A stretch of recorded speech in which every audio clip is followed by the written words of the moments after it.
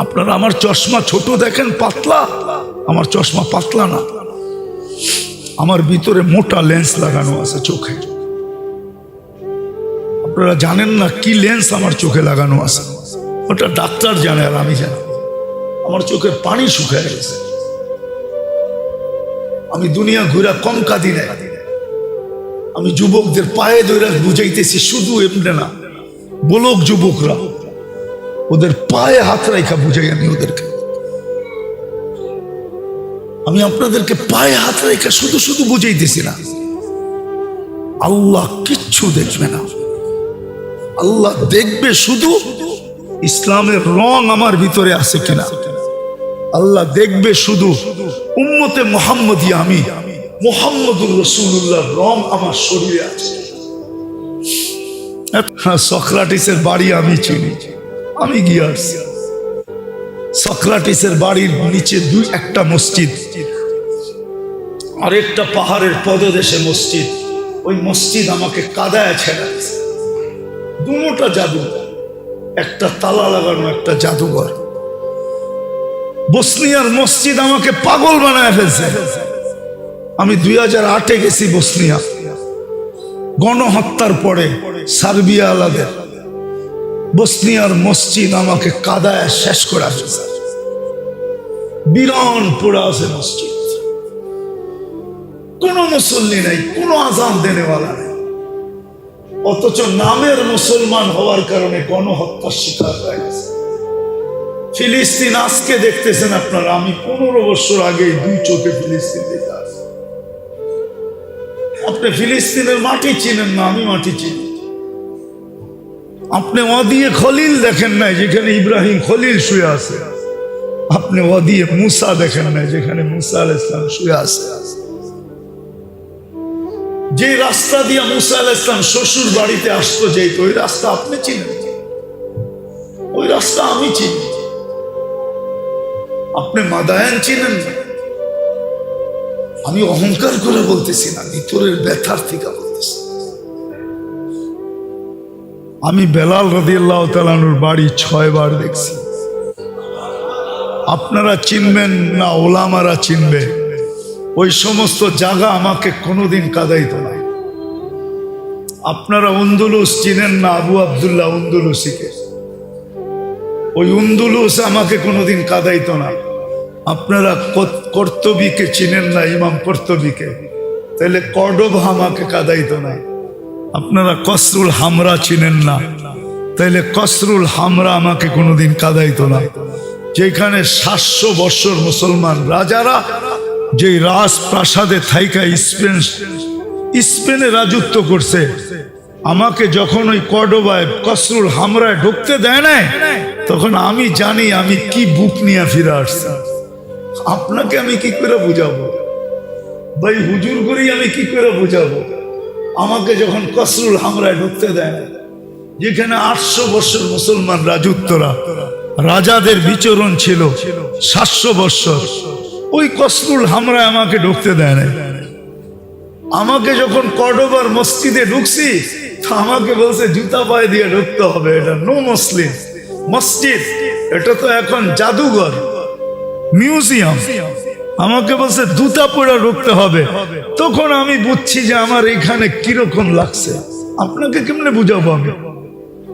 আমাকে যখন পুলিশ বলছে পশ্চিম দিকে মুখ করা যাবে না, তখন না আমি বুঝছি যে আমার ভিতরে কেমন লাগে। আমাকে যখন বলছে হাত উঠে দোয়া করা যাবে না, তখন আমি না বুঝছি যে আমার ভিতরে কিরকম লাগে। নামাজ তো দূরের কথা, আপনি কোত্থেকে বুঝবেন? আপনি কোত্থেকে বুঝবেন? এই জন্য আমার কথার দাঁত ভিন্ন। ইমাম বুখারীর দরজা যখন দেখছি, যেটা এখনো 50,000 লোক বসতে পারে, কালির মটকা রাখা আছে, চবুতরা বাড়ানো আছে, এই হুজুররা কোত্থেকে বুঝবে? যখন ওই দরজা দেখছি, তো আমার ভিতরে কি লাগছে এটা আমি না জানি। উনি কোত্থেকে বুঝবে? উনি তো এই দরজা দেখেই নেই। ওই কবরগুলা যখন আমি দেখছি, যেগুলো আমাকে কাদাইছে, যে দেখে না, ওই কোত্থেকে আমারটা বুঝবে? কি যাতনা বিষে বুঝিবে সে কিসে, কবু আসি বিষে ধ্বংসী নিজারে। আমার এখানে তো ধ্বংসন খাইতে খাইতে শেষ হয়ে গেছে। এই জন্য আমি আপনাদেরকে এইভাবে বুঝাইতেছি। মেরে দোস্ত, আল্লাহ রং দেখবে, রং ইসলামের রং আছে কিনা এটা দেখবে, কতটুকু দরিদ্র এটা দেখবে না। তাইলে রাবেয়ার বাড়ি আমাকে কাঁদাইতো না। তাইলে নসিরউদ্দিন আলবানীকে আপনারা চিনেন না, হুজুররা চিনে, এর গ্রাম আমাকে কাঁদাইতো না। নসিরউদ্দিন আলবানীর কবর আমাকে কাঁদাইতো না যে নাসিরউদ্দিন তোমার বাড়ি কোথায় আর তুমি শুয়ে আসো কোথায়। ওনার কবর আম্মানে, জর্ডানের রাজধানী আম্মানে, আর ওনার বাড়ি হলো আলবানিয়া। ওনার গ্রামে যখন গেছি, আমাকে যখন বলতেছিল কারগুজারি যে একদিনে 5 লক্ষ মুসলমান খ্রিস্টান হয়েছে, তো চিৎকার কি পরিমাণ আমার বাহির হয়েছে, আর চোখের পানি আমার জোরছে আমি না জানি। আমি নিজেকে কতটুকু অপরাধী মনে করছি আমি না জানি, যে তুই এতদিন পরে আলবানিয়া কেন আসলি? তুই যদি আরো 100 বছর পরে আগে আলবানিয়া আসতি, 200-500 বছর আগে আসতি, হতে পারতো তুই আলবানিয়ার কিছু মানুষকে বাঁচায় নিতে পারতি। তুই এত দেরি করলি কেন? আমি না জানি যে আমি আমাকে কতটুকু বৎসনা দিছি। আপনারা আমার দিলের ব্যথা বুঝবেন কোত্থেকে। এই জন্য তো আমি কাঁদি যে আমার জাতি যদি বুঝতো, রব্বে কাবার কসম, আল্লাহ আমাদের রং দেখবে যে ইসলামের রং কতটুকু আছে, উম্মতের রং কতটুকু আমার ভিতরে আছে। আমি চষা ব্যক্তি, দুনিয়া চষতে চষতে চষতে চষতে আমি একটা পর্যায়ে চলে গেছি। নাইলে আমি এই রাস্তায় আসার কথা ছিল না। হুজুররা জানে আমি এই রাস্তার লোক, আমি এই রাস্তার লোক ছিলাম না। আমি দেখছি আমি যে রাস্তার লোক ছিলাম, আমার জাতির কানে আমি কথা পৌঁছাইতে পারবো না। এই জন্য আমি এই রাস্তা বাইছা নিছি যে আমার জাতির কানে আমার কথা পৌঁছায় দিয়ে যেতে হবে। আল্লাহকে যেন বলতে পারি, আল্লাহ যতটুকু সাহায্য দিছিল আমি জাতির কাছে পৌঁছানোর চেষ্টা করছি, পারি না এটা অন্য কথা। এই জন্য বলতেছি আপনাদেরকে, আল হাইয়ুল কাইয়ুম, আলিকুল আযীম, জাওয়াদুল করিম, হান্নান মান্নান, ফাআলুল লিমা ইউরিদ।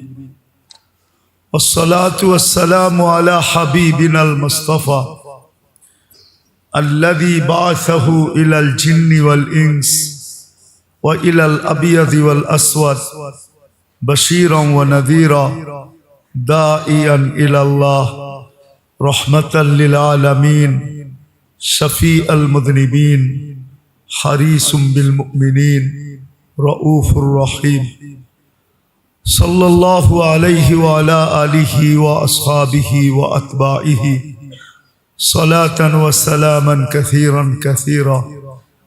أما بعد فأعوذ بالله من الشيطان الرجيم. بسم الله الرحمن الرحيم. لا تقنطوا من رحمة الله إن الله يغفر الذنوب جميعا. وقال رسول الله صلى الله عليه وسلم عن الله تبارك وتعالى أهل معصيتي لا أقنطهم من رحمتي فإن تابوا فأنا حبيبهم وإن لم يتوبوا فأنا طبيبهم. সম্মানিত উপস্থিতি, কোরআন হাদিস থেকে যতটুকুই তেলাওয়াত করলাম, আশা রাখি একই সামনে রেখে কিছু কথা রাখবো। সাথে সাথে সকলের কাছে দোয়ার দরখাস্ত। যা এই পর্যন্ত শুনলাম আর যা শুনব, আল্লাহ যেন প্রত্যেকটা কথার উপরে আমাদেরকে আমল করার তৌফিক দান করে। সাথে সাথে একটা অনুরোধ থাকবে,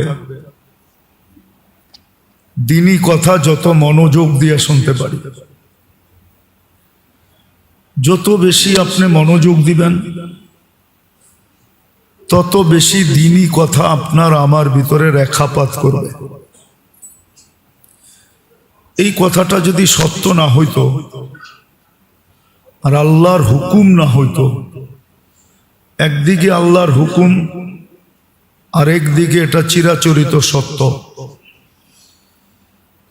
এই জন্য আল্লাহ কোরআনে বলেন, ইদা কুরিয়াল কোরআন ফাস্তামিউ, কোরআন বা কোরআনী কথা যখন শোনো তো দিলের কান লাগায় শোনো। আনসিতু, বিলকুল চুপচাপ শোনো। এটা যদিও আমাদের বুঝে আসে না, আমরা এটাই অভ্যস্ত না, বা আমাদের সমাজে এটা বসতেও চায় না, কিন্তু মক্কার কাফেরদেরও এই বুঝটা ছিল। এই জন্য ওরা সচরাচর বইলা বেড়াইতো যে লা তাসমাউ লিহাদাল কোরআন, কোরআনও শুনো না, কোরআনই কথাও শুনো না। শুনলে অসুবিধা কোথায়? লাআল্লাকুম তাগলিবুন, তাইলে তোমাদের দিলে রেখাপাত করবে আর নিঃসন্দেহে করবে, আর তোমরা ইসলামের সামনে পরাস্ত হবে। এটা ওদের বুঝ ছিল, কিন্তু আমরা মুসলমানের ঘরে জন্ম নিয়েও আমাদের এই বুঝটা নেই। ওদের দিলটা যতটুকু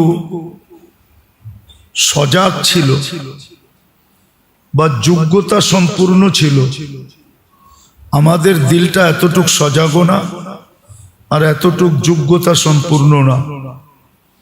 কথা শুনে কিন্তু রাগ হয়ে যায় না, ভাবতে চেষ্টা করেন, কেননা দুনিয়াই তো সবকিছু না।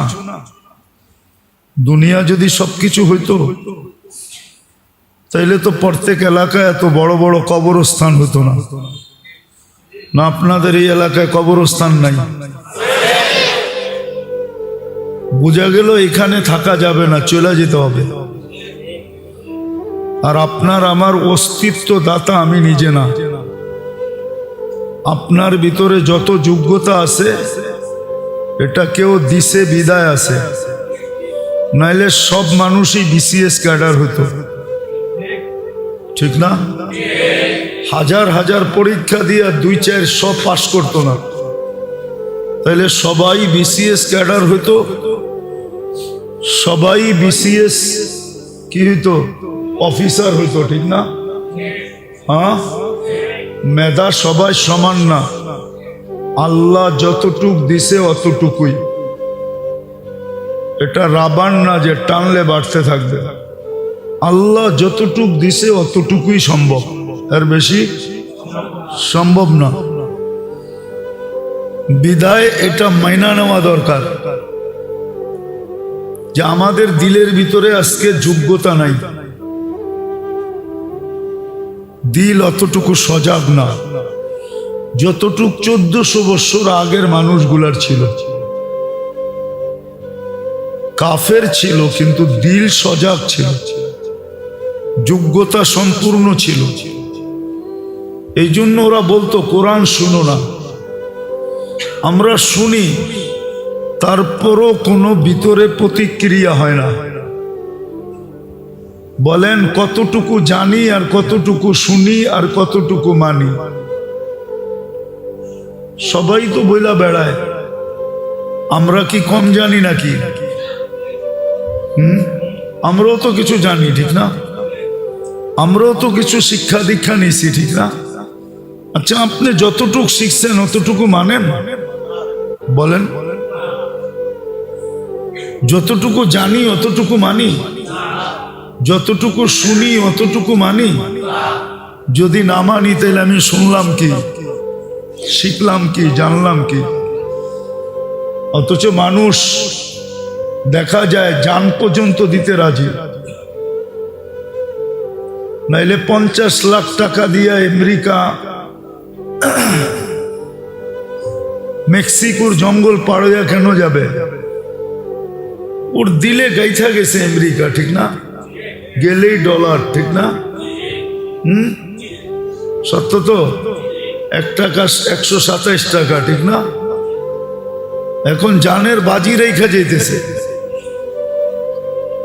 আর আমি তো শুনা বলতেছি না, আমি তো ওদেরকে দেখা বলতেছি, ওদের কাহিনী এখানে সেভ করে বলতেছি। ওরা যখন কাহিনী শোনায় যে আমি কি কষ্ট করে আমেরিকাতে আসছি, কিন্তু ওকে তো বলা যায় না যে তুই 50 লাখ টাকা দিয়ে এত কষ্ট করে আসলি কেন।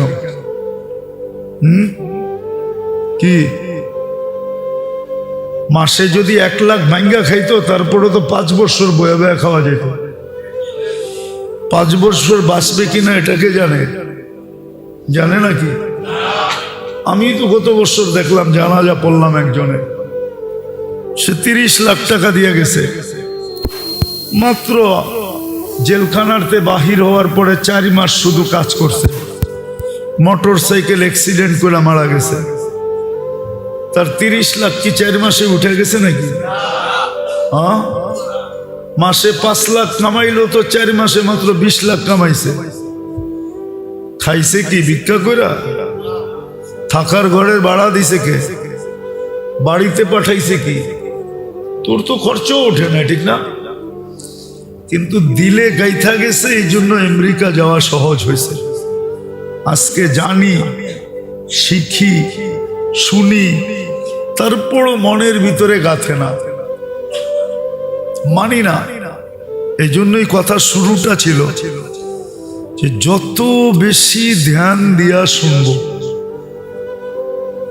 তত বেশি দিলে গাঁথবে। তখন এই দিনই কথা আমার ভিতরে রেখাপাত করবে, আস্তে আস্তে আস্তে আস্তে আস্তে আমাকে ফুটায় তুলবে। আচ্ছা বলেন তো, গোলাপ কি ঘ্রাণের জন্য কিনে? কিসের জন্য কিনে? কালারের জন্য কিনে। কালার, গোলাপের কালার কারো কাছে নাই। গোলাপের চেয়ে ঘ্রাণওয়ালা ফুল হাজারো আছে, কিন্তু এটাকে কি বলে না? গোলাপ বলে না। আর গোলাপ এত আকর্ষিত কেন? শুধু রঙের কারণে, ঠিক না? সত্য তো? হ্যাঁ, আপনি আর আমিও আল্লাহর কাছে আকর্ষিত হমু রঙের কারণে, আপনার ব্যক্তিত্বের কারণে না। রাগ হয় না, রাগ হয়ে যাবেন। হ্যাঁ, আমরা তো পুরান টাউনেই বড় হয়েছি, আমরা কি এলাকা চিনি না?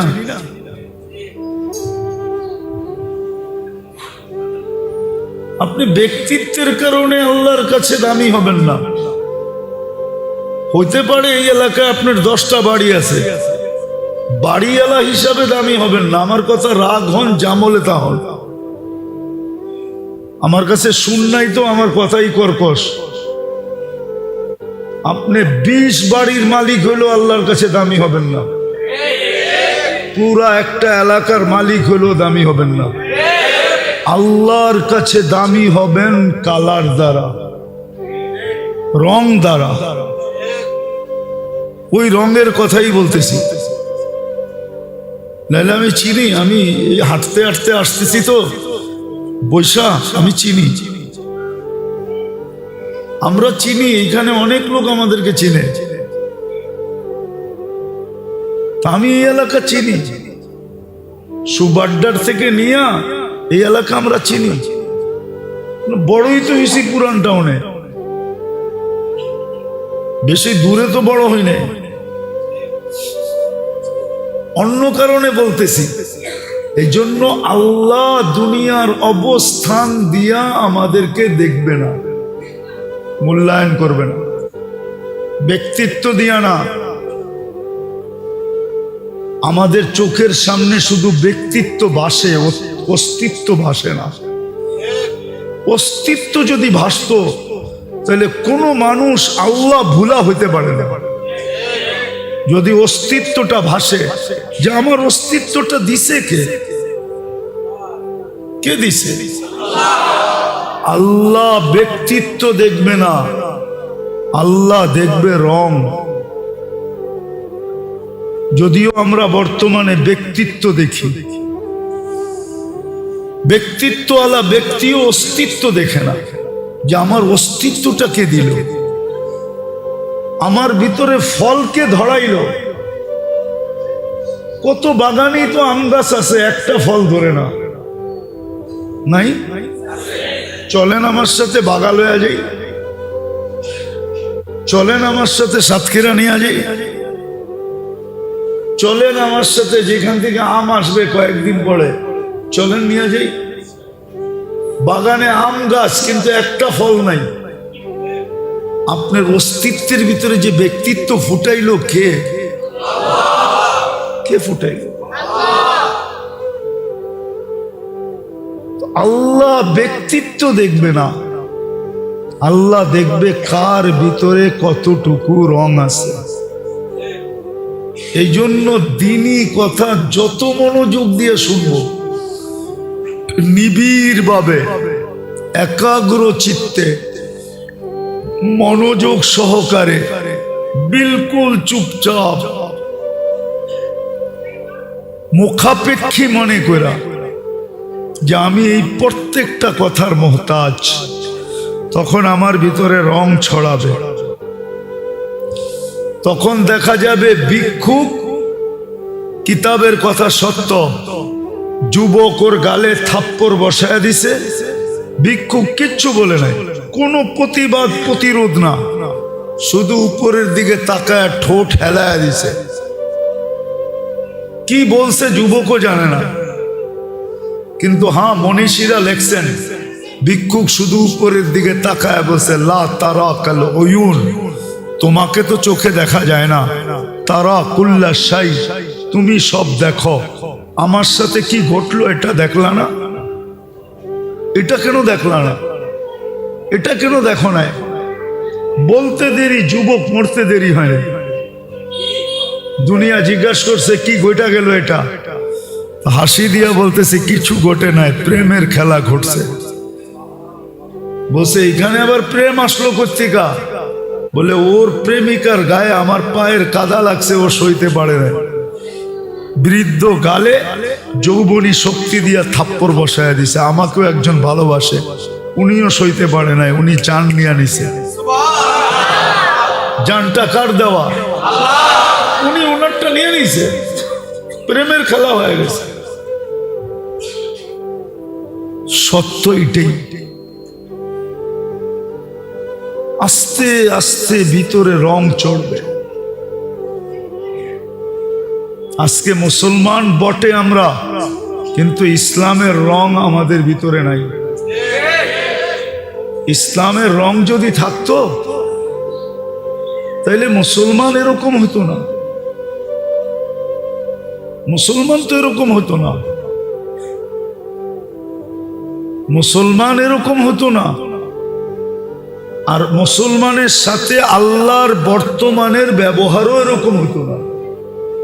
মুসলিম ইতিহাস তালায় দেখেন, মুসলিম ইতিহাস তালাশ করে দেখেন যে মুসলমানদের সাথে আল্লাহর ব্যবহার কিরকম ছিল, পুরুষের সাথে কিরকম, নারীর সাথে কিরকম, বাচ্চার সাথে কিরকম ছিল আল্লাহর ব্যবহার। তাহলে আজকে যে আল্লাহর ব্যবহার আমাদের সাথে, আমাদের কলিজা শুকায় গেছে দোয়া করতে করতে, কিন্তু কোনো দোয়াই মনে হয় মাথার উপরে ওঠে না। এরকম ব্যবহার তো মুসলমানদের সাথে আল্লাহর ছিল না।